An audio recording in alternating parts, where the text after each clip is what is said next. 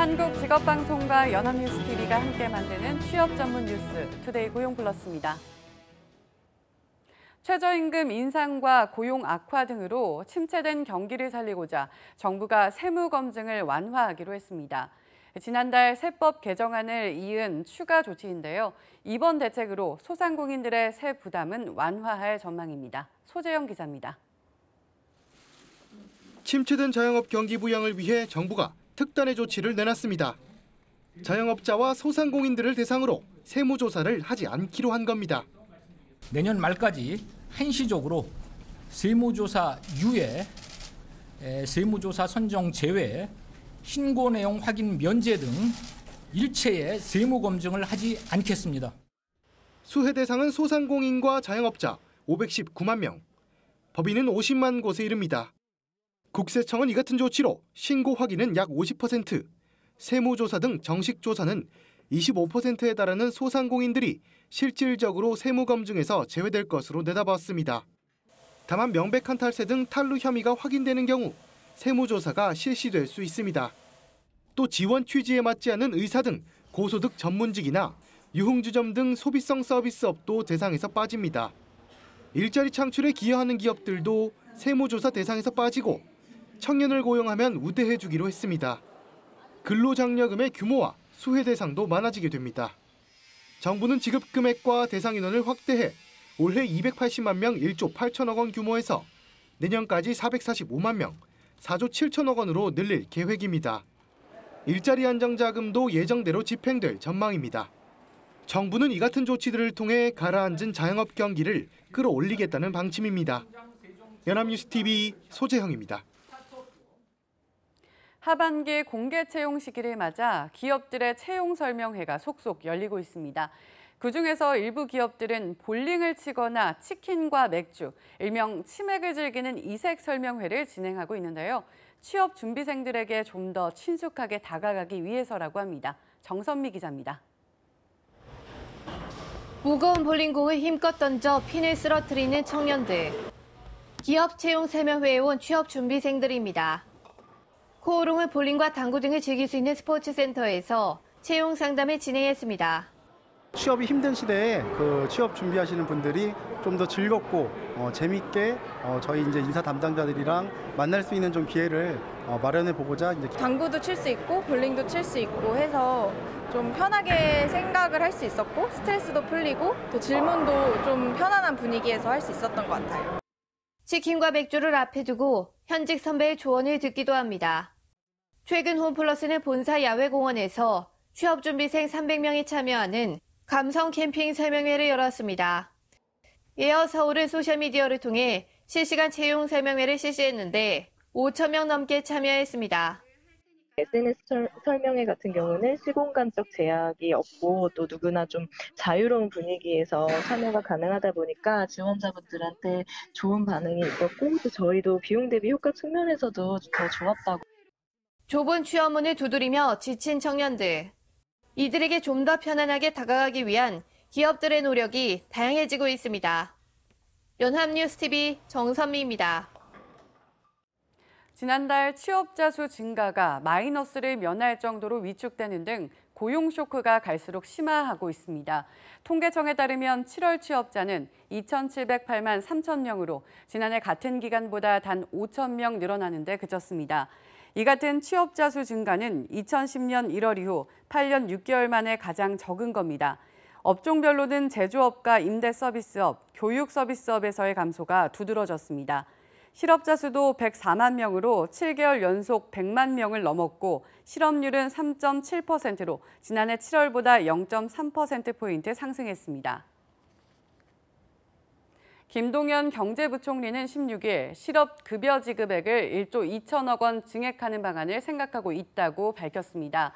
김 부총리는 대한상공회의소 서울기술교육센터 현장 간담회에서 실업급여가 현재는 평균 임금의 50% 수준에 지급기간은 3에서 8개월 수준이라며 이를 평균 임금의 60%로 늘리고 급여기간을 늘리려고 한다며 이같이 말했습니다. 이어 근로장려세제 지급액도 현행의 3배로 늘리고 청년의 구직활동 촉진을 위한 수당을 신설하려고 한다면서 취약계층에 대한 기타 수당도 신설해 고용 안전성을 확대하겠다고 덧붙였습니다. 서울시가 올해 추가 경정 예산안을 편성했습니다. 역대 최대 규모입니다. 민선 7기 박원순 시장의 공약인 시민들 삶의 질 개선에 집중한다는 계획입니다. 김태종 기자가 전해드립니다. 서울시가 16일 발표한 올해 추경 예산안은 3조 6,742억 원입니다. 올해 기존 예산의 11.5% 수준으로 지난해 추경보다 무려 80%가 증가했습니다. 추경 예산으로 가장 많았던 2009년보다도 1조 원이 많은 역대 최대 규모입니다. 취득세가 작년에 많이 거쳤습니다. 그래서 저희가 이제 결산을 해보니 2조 2천억 정도가 당초 예측한 것보다 많이 징수가 돼서 이 중 자치구 등에 교부하는 법정 금액을 제외하고 가용 재원은 5,719억 원으로 복지 주거와 걷는 도시 친환경 생태 도시, 일자리 민생 경제, 시민 안전, 도시 기반 등 5대 분야로 나눠 투자됩니다. 특히 서울시는 박원순 시장의 3선 공약에 집중할 계획입니다. 소상공인을 위한 서울페이 플랫폼 구축과 아파도 병원에 가기 어려운 자영업자에게 생활임금을 지원하기 위한 기반 마련에 투입됩니다. 서울시는 또 어린이집 교직원 3,398명을 신규 채용하는 등 공공책임 보육을 위한 투자도 확대합니다. 부양가족이 있지만 복지 사각지대로 존재했던 7만 6천여 가구에게 오는 10월부터 주거급여도 지급합니다. 공공자전거 따릉이를 내년 말까지 3만 대를 확보하고 시내버스에 무료 와이파이도 도입합니다. 동부간선도로와 안양교 확장 공사는 2020년 준공을 목표로 1년을 앞당기는 등 SOC 사업도 투입합니다. 연합뉴스TV 김태정입니다. 정부의 국민연금 개혁 윤곽이 나왔습니다. 국민연금 자문위원회는 공청회를 열고 그동안 논의했던 자문 결과를 발표했습니다. 노후 소득 보장 강화에 초점을 맞춘 방안과 재정 건전성 확보에 중점을 둔 방안, 이렇게 두 가지 상반된 방안을 제시했습니다. 김지수 기자입니다. 국민연금 재정계산자문위원회는 기금이 3차 재정계산 때보다 3년 이른 2057년에 고갈될 것이라는 추계 결과를 바탕으로 두 가지 발전 방안을 제시했습니다. 먼저 올해 45%인 소득 대체율을 더는 낮추지 않고 그대로 고정하되 여기에 필요한 재원은 현재 9%인 보험료율을 내년에 당장 2%포인트 올리는 방안을 제안했습니다. 소득 대체율이란 국민연금 가입자의 생애 평균 소득과 대비한 국민연금 수령액의 비중을 말합니다. 이렇게 되면 연금 급여액이 올라가 국민연금의 소득 보장 기능이 강화됩니다.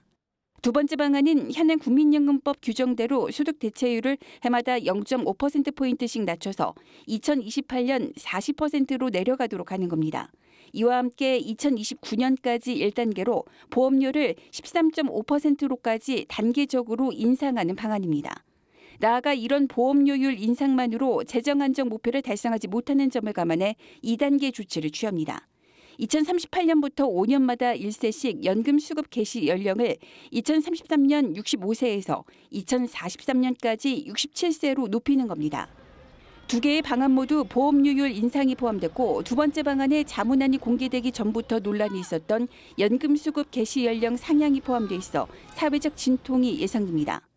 국민 입장에서는 노후 생활을 보장받으려면 소득이 있을 때 더 많은 보험료를 내고 더 늦은 나이부터 연금을 받게 되기 때문입니다.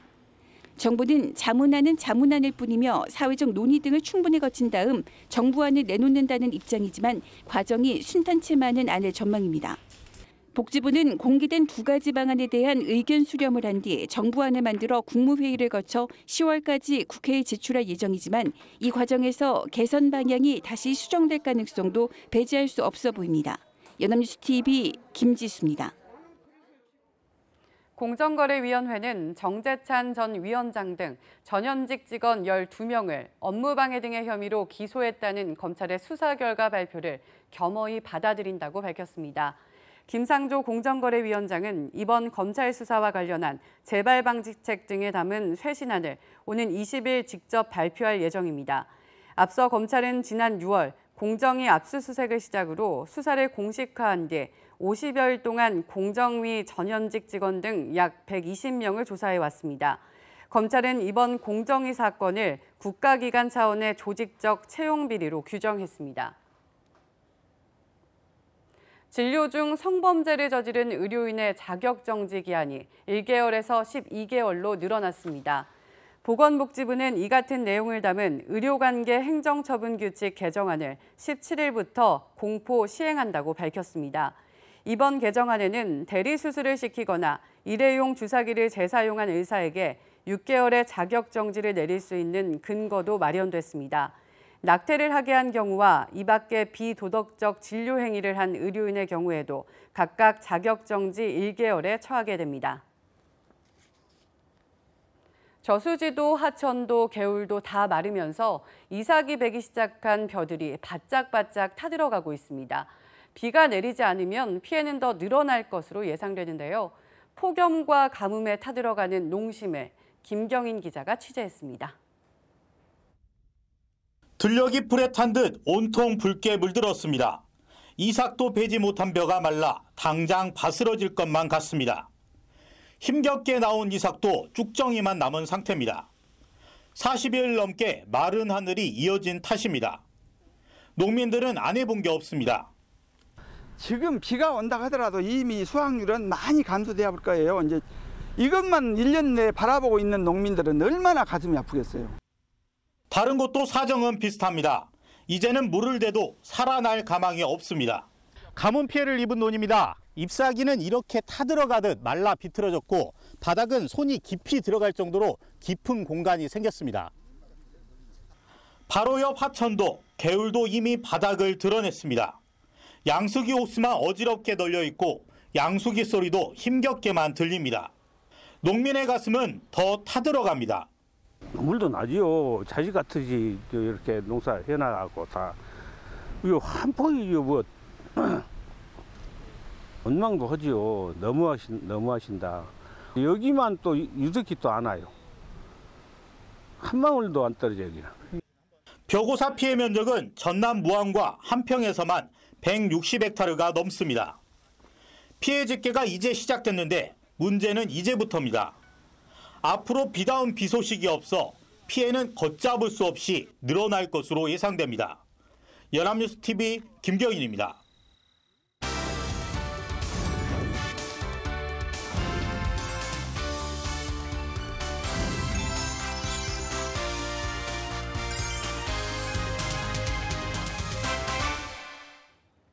숨겨져 있는 알짜 직업을 소개하는 히든잡. 오늘도 투데이 고용플러스의 공식 취업 도우미 안치홍 아나운서와 함께합니다. 안녕하세요. 안녕하세요. 네, 히든잡 시간입니다. 4차 산업혁명으로 인해 위기의 직업들이 늘고 있다고 합니다.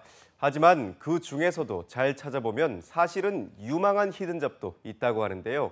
오늘 히든잡에서는 이 중 숨겨진 알짜 직업에 대해 알아보고자 합니다. 네, 인공지능 기술의 발달로 로봇이 대체할 수 있는 직업들은 앞으로 사라질 가능성이 높다고 하잖아요. 이로 인해 향후 10년 안에 일부 직업에서는 이 대대적인 물갈이도 시작될 것이라고 하는데 이 중에서 숨겨진 알짜 직업이 있다니 어떤 직업인가요? 네, 바로 약사입니다. 네, 약사요. 이 향후 전망이 불투명한 직업 중 하나로 분류되고 있는 것 같은데 아닌가요? 네, 그렇습니다. 이 약사는 약에 관한 업무를 담당하는 사람으로서 약의 생산, 조제, 공급, 관리, 그리고 또 판매를 맡고 있는데요. 말씀하신 대로 일각에서는 이러한 약 조제 업무를 로봇이 대체할 수 있기 때문에 사라질 일자리 중 하나라는 관측이 나오고 있습니다. 하지만 이러한 시각은 약사가 단순히 약의 조제 업무만을 맡고 있다는 편견에서 비롯된 건데요. 예를 들어 우리가 어딘가에 긁히거나 가벼운 병에 걸렸을 때는 병원 대신 약국에 가서 약사와 상담하는 경우가 많죠. 또한 조제한 약을 받은 뒤에도 자세한 내용을 알고 싶을 때는 약사에게 문의를 합니다. 이처럼 약사는 인간의 세심한 배려를 통해 사람들에게 약을 공급하기 때문에 완벽히 로봇이 대체할 가능성은 적은데요. 뿐만 아니라 인구 노령화와 국민 소득 증가, 새로운 약품의 개발과 약품에 대한 보험 급여 확대로 오히려 약사의 전망은 더욱 높아지고 있다 할 수 있습니다. 네, 그렇군요. 로봇 기술이 발달하면 그에 따라 일부 직업들은 위기를 맞을 것이라고 생각을 했는데 인간의 세심함이 필요한 직업은 여전히 경쟁력이 높은 것 같습니다. 약사 역시 그중 하나일 테고요. 네, 맞습니다. 그리고 가장 중요한 건 약사는 단순히 약국에서만 일하는 게 아니라 공무원이나 연구직 등 다양한 분야에서 일할 수 있어서 자격증을 취득하게 되면 진로는 앞으로도 무궁무진하다고 할 수 있는데요. 그래서 오늘은 약국에서 일하는 약사가 아닌 약사 자격증으로 일할 수 있는 다양한 분야들에 대해 소개하고자 합니다. 네, 우리가 흔히들 생각하는 약사에 대한 편견을 깨트리는 시간이 될 것 같습니다. 어떤 분야에 진출할 수 있는지 기대가 되는데요. 네, 첫 번째는 바로 공직입니다. 약사 자격증을 취득하게 되면 보건복지부나 식약처, 지방청과 같은 공공기관에서 신약을 포함한 의약품에 관한 모든 일을 관장하게 되는데요. 혹은 보건소에서 약국의 인허가나 약사를 관리 감독하는 업무를 담당할 수도 있습니다. 공직에서 일하게 되는 경우 가장 큰 장점은 약국과 달리 일반 공무원들처럼 일주일에 5일만 근무할 수 있다는 건데요. 공직에 있다 보니 제약회사나 약국의 우위에 있다는 장점도 있습니다. 반면 업무량이 많고 급여가 적은 편이며 식약처나 지방청의 경우 자신이 원하는 지역을 선택할 수 없다는 단점도 꼽히는데요.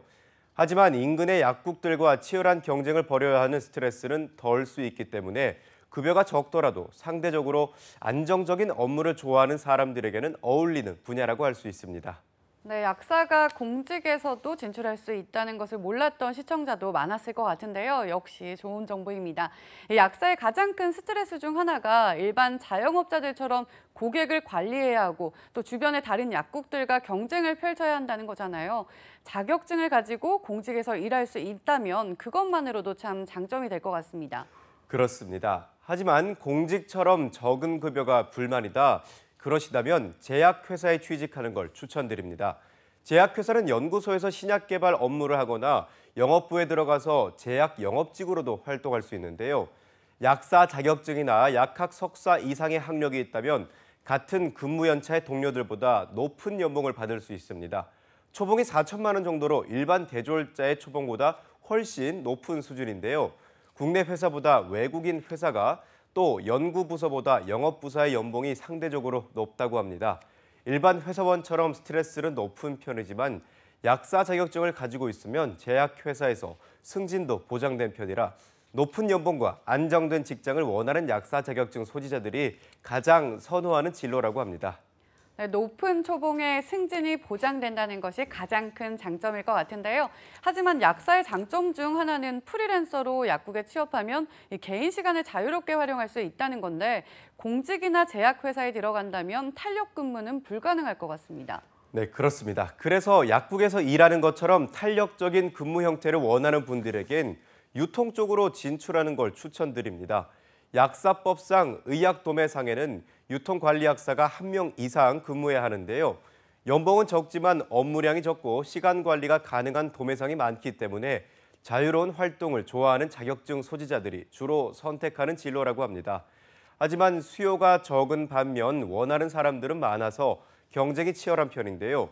주로 인맥을 통해 취업을 하게 되는 경우가 많아서 유통관리학사를 원한다면 학부 시절부터 관련 분야의 인맥을 잘 쌓아두는 것이 중요하다고 합니다. 네, 그렇군요. 그런데 안치홍 아나운서, 가장 큰 문제는 약사 자격증을 취득하는 것 자체가 어려운 것이 아닌가요? 네, 물론 약사 자격증을 따는 건 쉽지 않습니다. 일단 자격증을 따기 위해선 약학대학에서 4년간 공부하고 약사 자격 시험을 통해 면허증을 취득해야 하는데요. 하지만 약대 역시 공무원처럼 뒤늦게 전문직의 꿈을 이루기 위해 지망하는 사람들이 많기 때문에 연령 제한에 대한 부담이 없다는 장점이 있습니다. 또 약학과는 다른 전공을 공부했다고 하더라도 약학 입문 자격 시험인 PT를 통해서 편입도 가능하기 때문에 관문은 좁지만 전문직을 원하는 분들이라면 충분히 도전해볼 가치가 있는 직업이라고 자신 있게 말씀드릴 수 있습니다.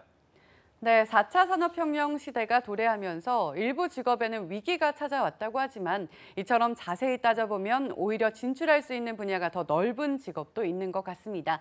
치열한 과정이 필요하지만 그만큼 선택의 문은 활짝 열려있는 약사.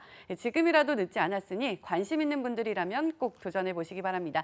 지금까지 히든잡 안치홍 아나운서였습니다. 고맙습니다. 고맙습니다. 지금까지 투데이 고용플러스였습니다. 오늘 저희가 준비한 내용은 여기까지입니다. 함께해 주신 여러분 고맙습니다.